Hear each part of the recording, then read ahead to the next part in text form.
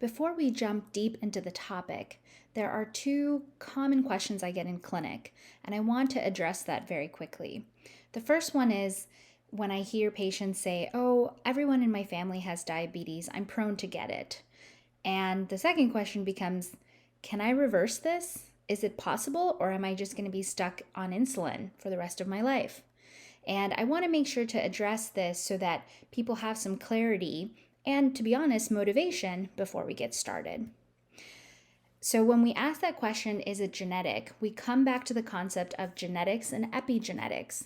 So, definitely, there can be a strong family history of diabetes.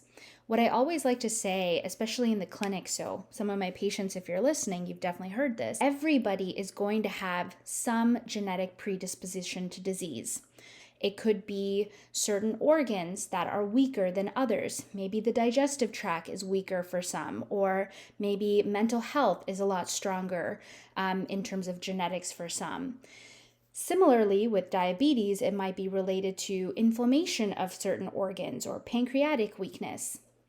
That definitely can be passed down family to family. But that gene that's responsible for the functioning of that organ is surrounded by an environment, and you get to be the decider of that environment. That environment, as you can see from this slide, is impacted by so many things.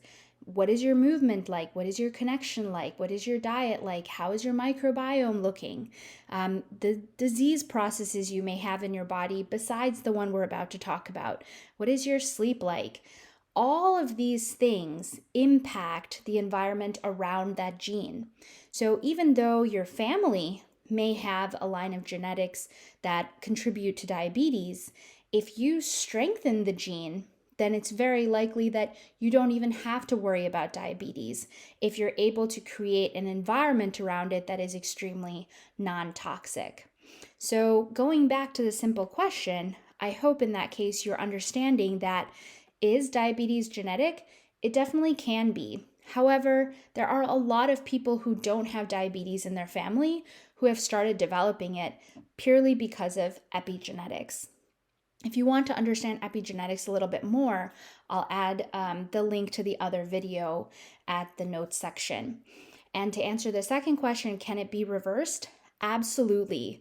I have plenty of patients that I've been able to put into diabetic remission, and a lot of it comes down to their willingness and interest in learning about the lifestyle factors and getting into action. So now let's go ahead and jump in. But I do hope this offered a little bit of information if you were wondering either of those questions. See you in the next video.